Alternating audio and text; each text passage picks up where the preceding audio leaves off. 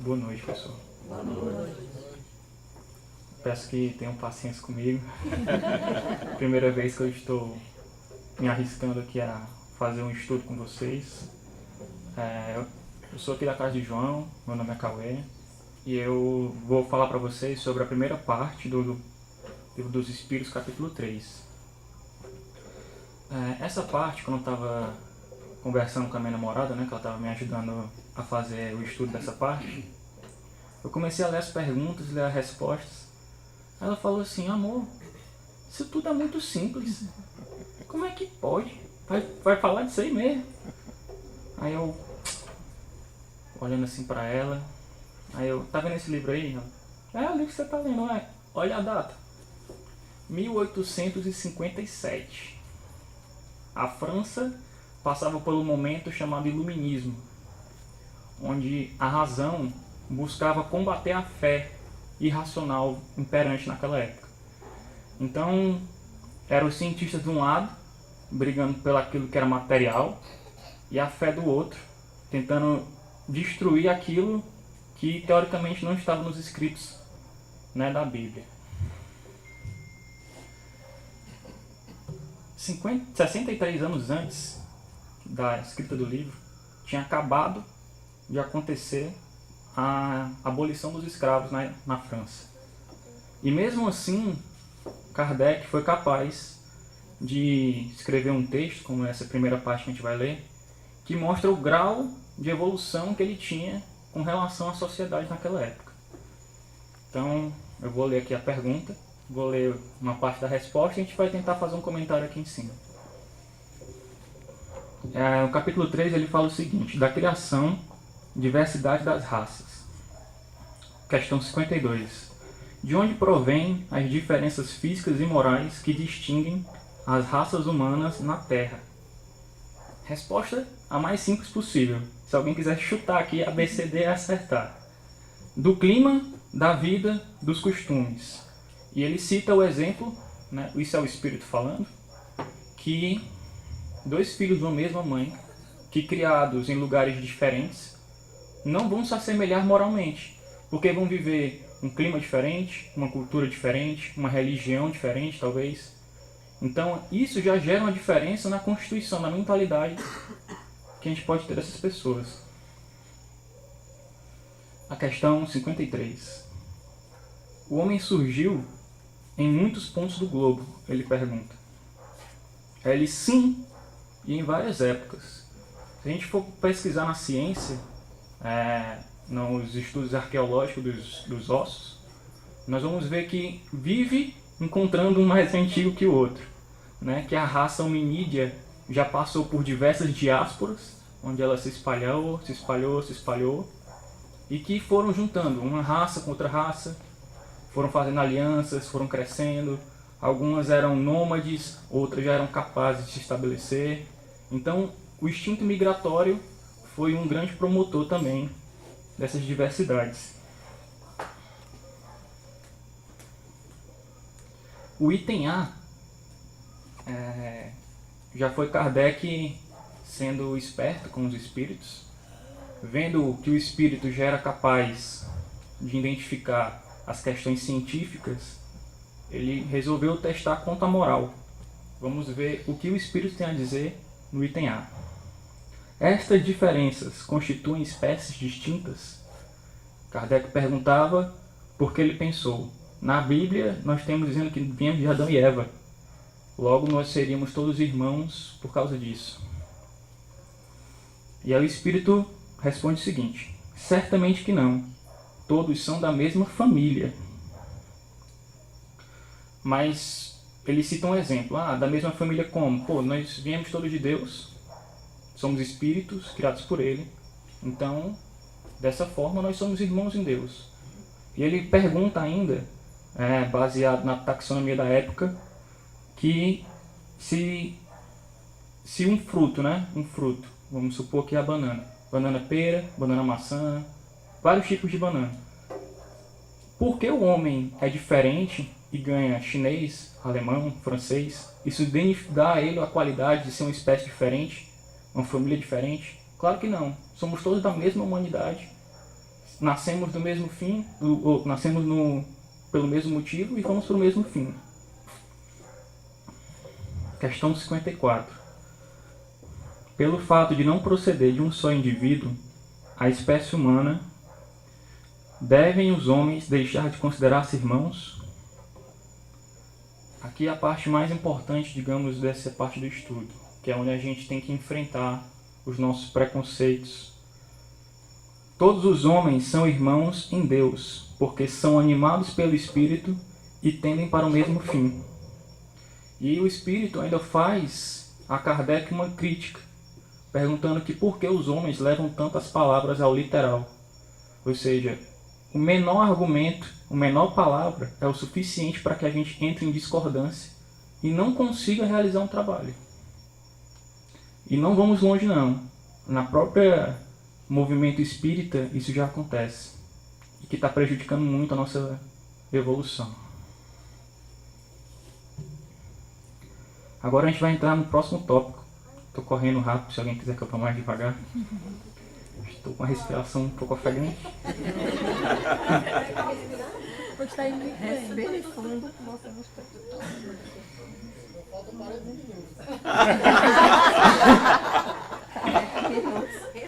Eu tinha planejado até algumas brincadeiras aqui, mas a gente planeja, quando chega aqui é outra história. Não, jogo é jogo, treino é treino.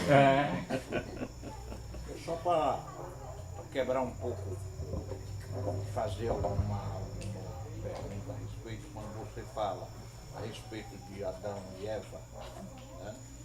Então, o que nós sabemos é que Adão e Eva tiveram 2 filhos, né?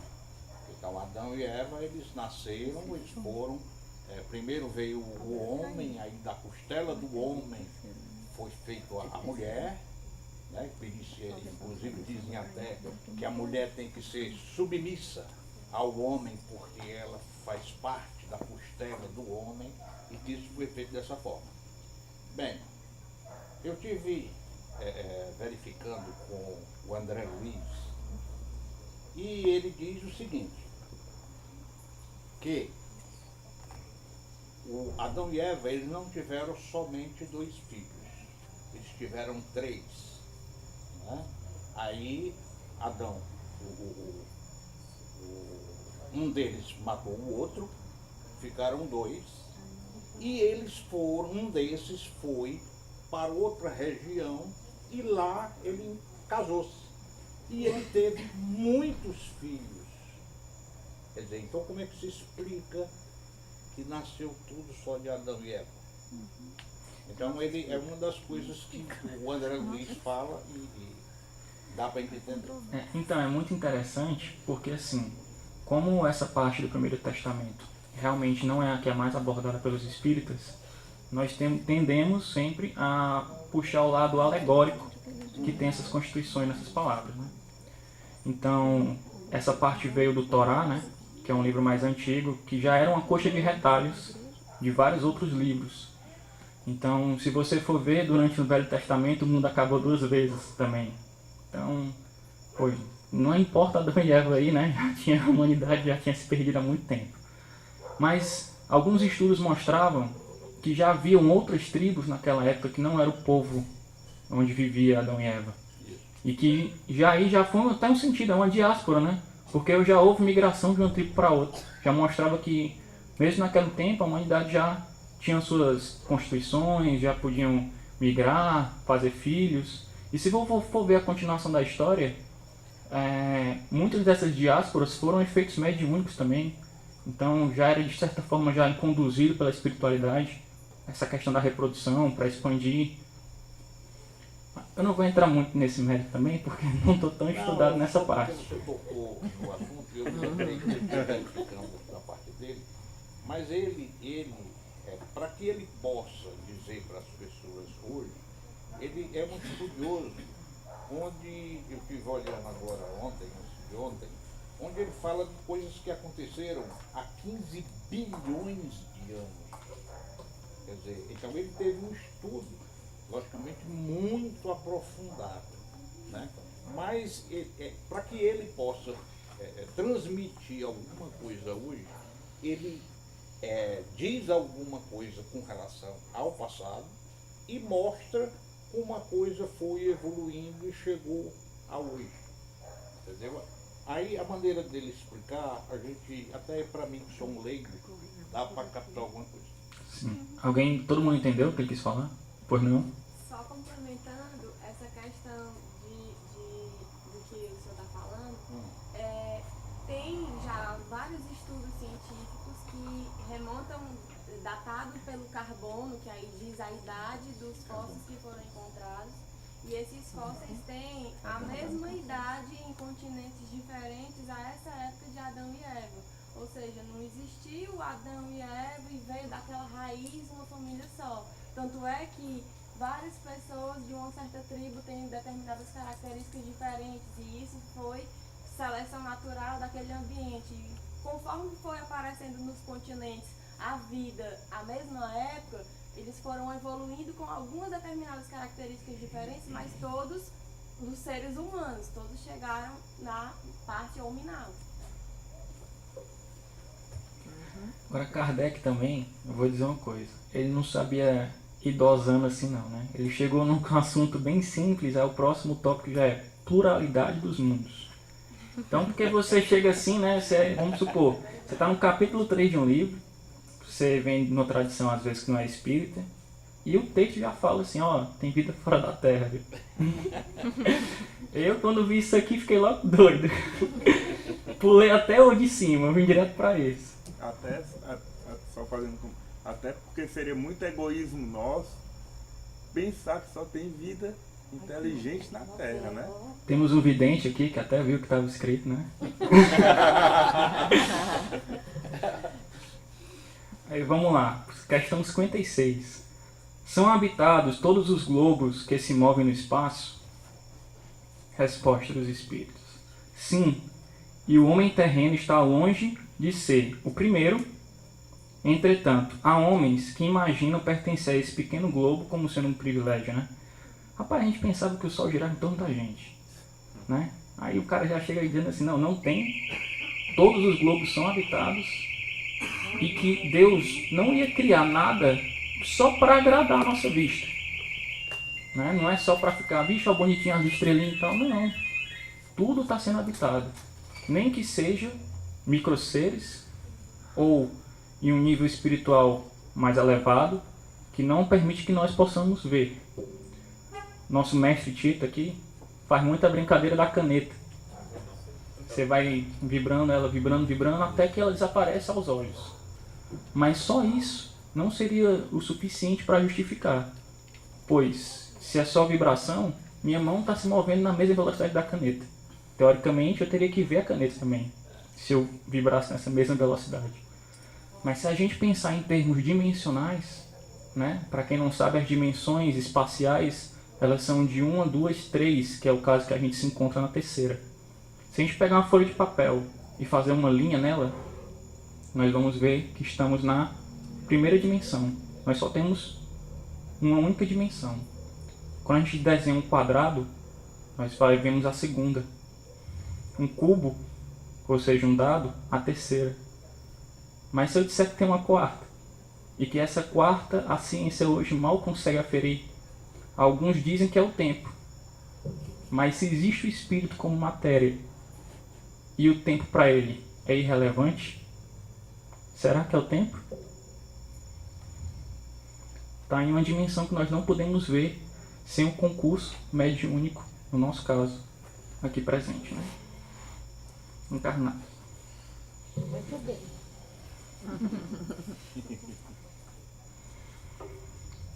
Agora vamos para os comentários de Kardec nesse trecho. Deus povoou de seres vivos os mundos, concorrendo todos esses seres para o objetivo final da providência. Acreditar que só haja no planeta que habitamos seria duvidar da sabedoria de Deus. Certo a esses mundos, há de ele ter dado uma destinação mais séria do que nos recrear à vista, né? Acabei comentando isso também. Estou quase no mesmo nível de Kardec. Tendo lido antes é fácil. É.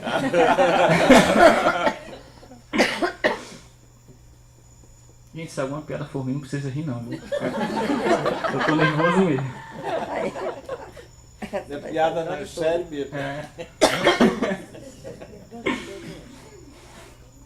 Questão 56. É a mesma constituição física dos diferentes globos? É claro que não, né? Se a gente for tomar o Sol como referência, só o fato dele esquentar esses planetas, né, num gradiente diferente, de uma forma diferente, a gente já pressupõe que até a existência da vida possa demorar mais, né, em alguns outros lugares.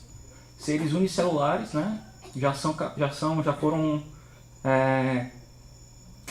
analisados em outros planetas. Tem planetas que eles não possuem massa sólida, em que eles são líquidos, outros são praticamente energia pura, né, em matéria branca, matéria escura, é uma coisa doida na ciência, mas não acreditam em espíritos, né? E ele responde assim: não, de modo algum se assemelham. Acertei também, gente. Questão 57. Não sendo uma só para todos a constituição física dos mundos, segue-se-á, tem organizações diferentes os seres que habitam. Lógico. Não vamos precisar ir para outro mundo, não. Vamos aqui na Terra. Só do fato de eu morar aqui, morar na Suíça, né? Pô, já tem uma diferença grande de constituição física de um para o outro. Claro que a gente está sempre na mesma espécie, né? Mas você vê que já muda o cabelo, muda a altura, muda a cor dos olhos. Imagine isso de uma forma universal, né? Planetária. Ele responde: sem dúvida, do mesmo modo que no vosso os peixes são feitos para viver na água, os pássaros feitos para viver no ar. Simples. Gente, estou quase acabando e tem muito tempo ainda. Acabando não, que o livro é bem grandinho, dá pra seguir. Não, aí você vai me quebrar porque... Entendeu? Não, vamos... Né? Devagar e sempre, né? Os mundos mais afastados do Sol, questão 58, estarão privados de luz e calor, por motivo desse astro lhes mostrar apenas como a aparência de uma estrela. Essa resposta aqui do Espírito é boa. Pensais então que não há outras fontes de luz além do Sol? E em nenhuma conta tendes a eletricidade que, em certos mundos, desempenha um papel que desconheceis, que é bem mais importante que lhes cabe desempenhar na Terra? A gente já viu aqui em algumas reuniões relatos que a organização, né, do material utilizado às vezes, como as câmeras de retificação, que com certeza não funcionam plugadas na tomada. Elas com certeza usam uma forma diferente de energizar isso tudo. Ademais, não dissemos que todos os seres são feitos de igual matéria que vós outros, e os órgãos de conformação idêntica ao dos vossos. O que ele quer dizer é que mesmo se a gente for pegar em outros universos, né, vamos crescer essa ideia, a constituição do homem vai ser a mesma. Deus, matéria e espírito. Não vamos fugir dessa lei de que todos fomos feitos iguais, não importa onde nem quando. As condições de... Agora são os comentários de Kardec. As condições de existência dos seres que habitam os diferentes mundos hão de ser adequada ao meio que lhes cumpre viver. Se jamais houvéssemos visto peixes, não compreenderíamos pudesse haver seres que vivessem dentro d'água. Você realmente, se você parar para pensar, se alguém viesse dizer isso para mim, eu ia dizer que era mentira, eu nunca tinha visto um peixe, né? Não consigo viver lá. Mas vamos falar de uma coisa mais simples, seres microscópios. Antigamente não se acreditava que eles existiam. A ciência é baseada sempre pelo ponto de vista. Para que haja grandes evoluções, grandes progressos, é necessário mudar a ótica como isso é visto. Então, quando criou-se o microscópio, criou realmente uma nova forma de ver o mundo. E aí assim a ciência pôde progredir. E assim se espera que os seres vivos na Terra os homens olhem a mediunidade da mesma forma, como uma grande porta para mudar o interior e chegar aos planos superiores para uma humanidade mais calma, mais humilde, menos tensa que nem eu.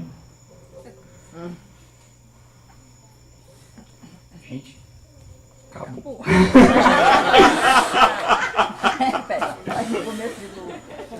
Tá ótimo, cara. Sacerdotisa quer fazer uma pergunta. Só um adendo nessa questão do microscópio. É super interessante porque nessa época os cientistas faziam um experimento com a carne. E desse experimento deixavam a carne lá apodrecer e de repente apareciam moscas, larvas que viravam moscas. E eles denominavam isso de geração espontânea. Isso porque simplesmente para eles era impossível conceber que existiam micro-organismos que iam lá e se multiplicavam e dali tinha a evolução das larvas, enfim, das moscas.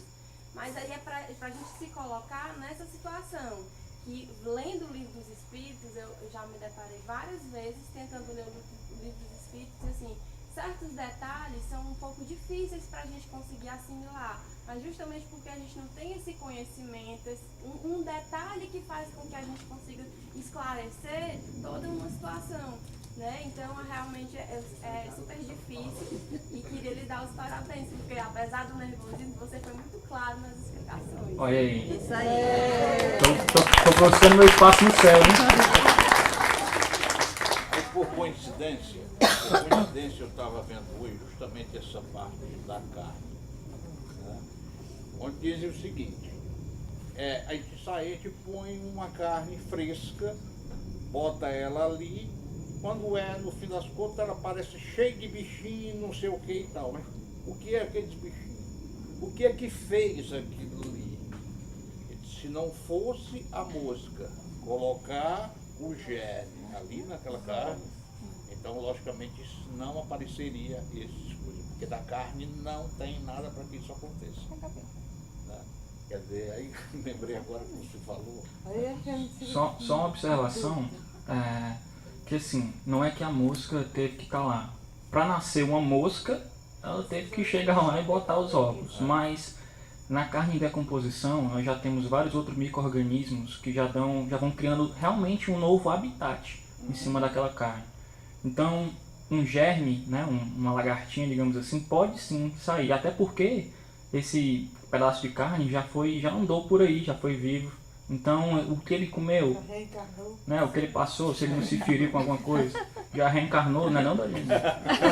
Olha E só. pessoas manusearam ele, né? Ele foi colocado em recipientes, ele foi tocado. Então, O próprio animal. esses germes da mosca já podem estar, não necessariamente precisou a mosca pousar na carne. Na própria manuseio, né? Eu posso comprovar isso facilmente. Eu trabalho no laboratório, às vezes, não vou sempre, mas que a gente tenta produzir algumas células solares.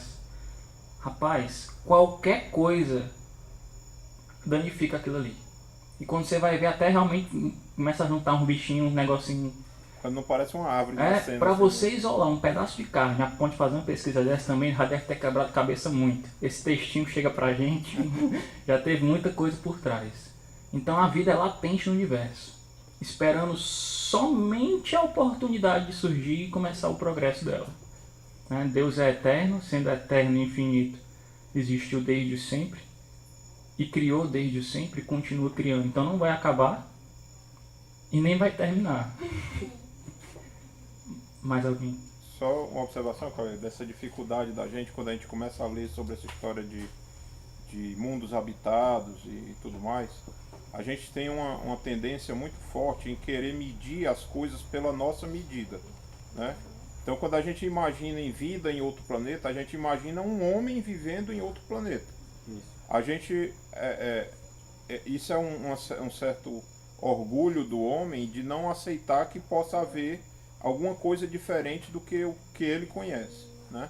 Então, quando a gente imagina vida em outro planeta e restringe a essa imaginação apenas a ter um homem lá vivendo em Marte, um homenzinho verde com a orelha pontuda, a gente está limitando a nossa percepção da realidade, né? A gente sabe que hoje na Terra habitam seres que não necessariamente são homens de carne, né? Então imagine isso extrapolado para outras dimensões. E quando ele fala, e você mesmo citou isso mais de uma vez, da questão de que tudo é formado por Deus, matéria e espírito, essa matéria ela se transforma também. Ela é inerente aos ambientes em que você está analisando, né? A matéria na Terra é diferente certamente da matéria em Saturno, como você comentou, a matéria lá no centro do Sol, que deve ser uma temperatura que a gente não consegue nem imaginar, né? Quer dizer, são realidades distintas. E quando a gente tenta resumir isso a uma percepção de buscar o igual nas outras coisas, aí a gente se perde e acaba perdendo um pouco às vezes perde o interesse em estudar mais, às vezes perde a crença naquilo, tentando imaginar uma coisa que não é a realidade. O homem, é porque o homem ele é muito de comprovar, né? Ele acredita naquilo que você está mostrando que é. E não pura e simplesmente naquilo que você está dizendo que é. Então quando o homem não consegue ele ver, enxergar e comprovar que aquilo dali é verdade, ele passa a perder o interesse. É mais fácil justificar que não existe. Porque o conhecimento é muito limitado. As próprias poucos que você falou hoje aí já mostrou isso. O conhecimento do homem é muito limitado. É limitado àquilo que vai até aquele limite dele ali. E alguns loucos, entre aspas, vão expandindo esses horizontes e vão encontrando novas soluções para as... Eu não vou longe não, vou falar de mim, né? Falar de mim na doutrina, porque eu acho que é a ciência que mais exige do homem o seu comprometimento, porque não é só estar a par da ciência, é estar a par do seu autoconhecimento, é estar a par de como é que está a sua moral e como você vai seguir diante disso, né? Muitas vezes eu me deparei aqui já chateado, porque eu estudava e eu falava, nossa, tudo que eu estou estudando eu não tenho como comprovar. Nossa, como é que eu sei que Kardec está falando a verdade? Algumas vezes eu fui atrás da ciência. Me deparei com ciência, às vezes, que eu não era capaz de compreender. Mas mesmo assim, eu fiquei pensando. Eu continuei, vamos lá. Vamos dar oportunidade. E de uns tempos pra cá, tudo me parei para pensar, né? Umas semanas atrás. Simplesmente, tudo que eu me indaguei na vida foi se justificando. Mas eu estava sempre, mesmo que de bom ou ruim, estava lá para ver a resposta, né? Para ver se vinha. Então, teve os nossos momentos com o curso que eu e o Tito passamos agora, que foi tudo a ver com o que a gente estuda aqui no grupo de estudo. Teve outras oportunidades com o passe também, que eu ficava falando, nossa, mas como Kardec fazia aquelas curas, aqueles processos todos? Às vezes, aqui a gente já viu alguns amigos que já puderam relatar pra gente coisas que a gente tinha visto. Então, vai batendo. Você tem que estar pronto para fazer a obra. E isso é o que? Estudar, ter paciência, porque não é para sanar a sua dúvida, a sua vontade. Tem que trazer um fim útil. Mesmo que a ciência seja materialista, sem o fim útil, ela pode virar uma bomba atômica. Então não teria validade. E mesmo que a fé seja querendo salvar, mas não sabe como, ela pode se tornar uma doutrina fechada, que não liberta a alma. Baseado nisso que o Felipe falou, eu fico pensando, e isso é uma coisa que eu levo e que eu acredito muito, é que a gente encontra aquilo que a gente quer encontrar, aquilo que a gente abre o filtro para encontrar.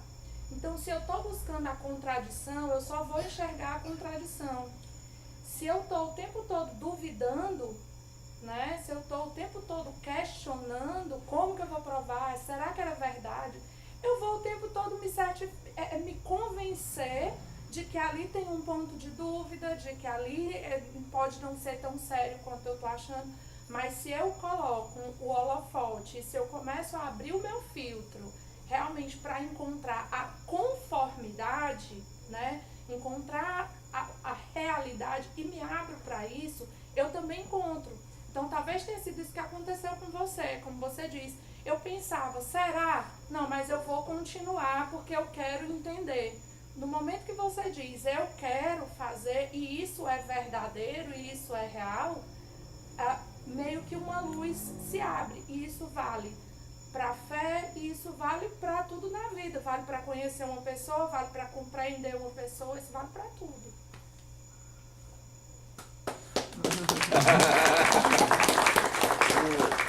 O Kardec, eu sou uma pessoa que eu sou como São Tomé. Eu sou Emeneuel e só acreditava vendo. Então tudo para mim, se não fosse comprovado, eu não acreditava. Muito bem. Quando eu comecei a ver, eu comecei a participar aqui e comecei a buscar. Então entrei na internet, vi uma quantidade de gente e teve uma pessoa que eu achei que esse aqui ele vai dizer realmente o que eu quero saber. Então eu fui procurar saber sobre o Kardec. Olha, o Kardec, segundo eu tomei conhecimento, que o Kardec também, ele não acreditava em muita coisa não. Certo? Ele não acreditava. Então, um amigo o convidou para ele ir para uma palestra, uma coisa qualquer. Isso é verdade. E ele foi. Mas mesmo assim, qual a razão das perguntas? Detalhe que ele foi no quarto convite, viu? No quarto Ele não convite. aceitou os primeiros não. Ele foi no quarto convite. Aí tem mais. Ele era um camarada que ele era muito culto e ele tinha, parece que 6 ou era 7 línguas. Ele falava 6 ou era 7 línguas. Então, ele começou a fazer pergunta aos espíritos de toda parte, de toda parte. Ele não se preocupou porque ele não acreditava. Ele disse, não, vou só pegar esses espíritos aqui do Brasil. Não, ele foi do mundo todo a fazer pergunta para ver se havia uma contradição entre um e outro. Então, ele chegou à conclusão que todas as respostas, tanto faz nos Estados Unidos, como em qualquer outra parte, em China, não sei o quê, ele viu que todos falavam a mesma coisa, mas mesmo assim ele não acreditava. Aí ele começou a fazer o quê? Começou a fazer pergunta, só que as perguntas dele eram bem, como é que se diz? Capciosas, né?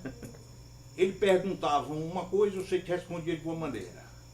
Quando fosse daqui a pouco, ele fazia a mesma pergunta com outras palavras. Jogador de xadrez. Isso eu prestei muita atenção nessas perguntas, nessas respostas, porque eu vi que ele perguntava a mesma coisa, só que os espíritos, eles respondiam. Teste psicotécnico para os espíritos. Eu ficava assim mesmo, rapaz, esse cara é doido. Tá com o espírito na frente repetindo pergunta. Eles perguntaram um monte de coisa, né? É isso. Mas ele fez certíssimo, né? Porque ele não é, espiritismo não é tomar partido.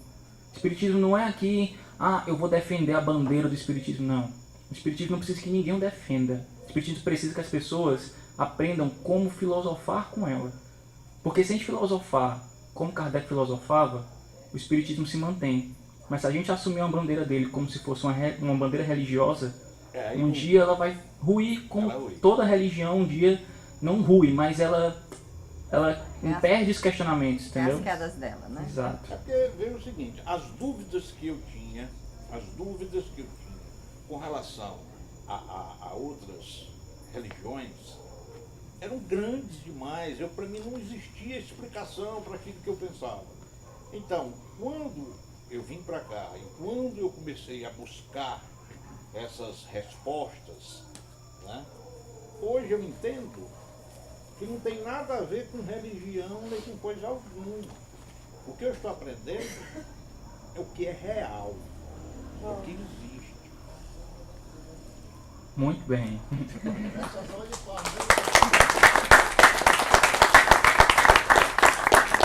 E outro fator importante, gente, espiritismo é diálogo.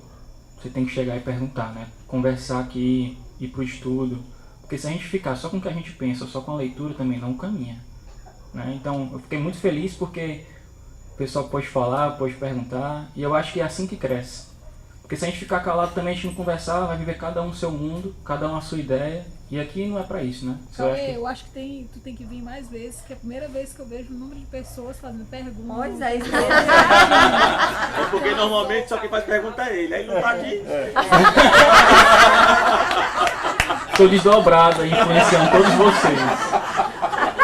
Eu acho que você tem que ir mais vezes. Eu ia dizendo isso, a sua palestra, né, é a que tem sido a que foi mais participativa. A pessoa se sente mais à vontade. Felipe, não sofra não, viu? Que a gente E o pode pessoal- dar a sua também, viu, Felipe? Chore não. E o pessoal também quer completar o tempo, né?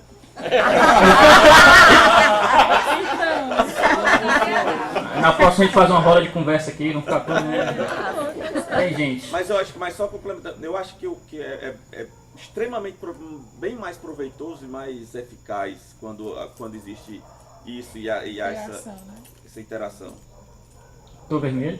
Ah, não, é da mesma cor. Só as orelhas. Cauê, dando ênfase ao que o senhor ali falou, eu venho de uma família, de um berço totalmente católico, né? Fervorosíssimo, né? E desde pequeno eu me contesto, né, sobre várias observações e várias situações que a Igreja Católica em si se encontrou no contexto mundial, né? Durante todo esse tempo. E eu tive madres, né, que cuidaram da minha educação nesses colégios, né? Um deles foi o Dorotéas, era um colégio muito severo, tinha uma madre chamada Madre Palhano, e tinham origens, né, europeias, e eu sempre contestei, sempre contestei. E dando ênfase ao que o senhor falou, da realidade do espiritismo, dentro do espiritismo eu não encontrei divergência de opiniões. Eu sempre encontrei agrupamento de opiniões e todos com o mesmo contexto, querendo fazer a mesma coisa, entendeu? É diferente não falando de religiões adversas, que ninguém está aqui para criticar a religião de ninguém. Mas você monta uma igreja Y, X e Z, aí outro monta H, D, O, tá entendendo? Então cada um tem uma filosofia e ideologia diferente. Dentro do espiritismo não existe isso. Você vive o espiritismo para ser um espírita de verdade e praticar o espiritismo em prol do bem do próximo, é o bem comum. Era para isso que as religiões foram criadas no tempo que Constantino começou a querer manipular a situação, mas utilizou justamente, e um dos mandamentos, tá entendendo, corrompendo tudo, usando Deus o nome de Deus, né, para constituir a grandeza e não para unificar as nações. Foram deturpados. Assim, até para o espiritismo foi necessário que as outras religiões aparecessem sobre a Terra, né? Eu acredito que em princípio toda religião tinha um fim de se adequar a uma cultura de um povo e tentar fazer com que ela progredisse de alguma forma. Mas como todas as religiões e doutrinas, tem gente que deturpa para os seus próprios conceitos. Então, as madres eram muito rígidas, talvez foi porque a cultura delas veio assim também. Mas eu acredito que o homem está aí para evoluir. Tem a tecnologia, tem as formas de questionar, tem onde ele pode buscar gente séria para resolver o problema. Agora a gente está sempre sentado, esperando as coisas acontecerem pra gente, e não vai acontecer não, gente. Não vai acontecer não. Jesus disse, né? Vinde a mim que eu vos aliviarei. Seja uma dúvida, seja um problema emocional, um problema físico. Então, dê um passo, né? Vamos dar um passo e segue a vida. Jogo é jogo, clássico é clássico. Pronto? Não, posso pôr um pedacinho.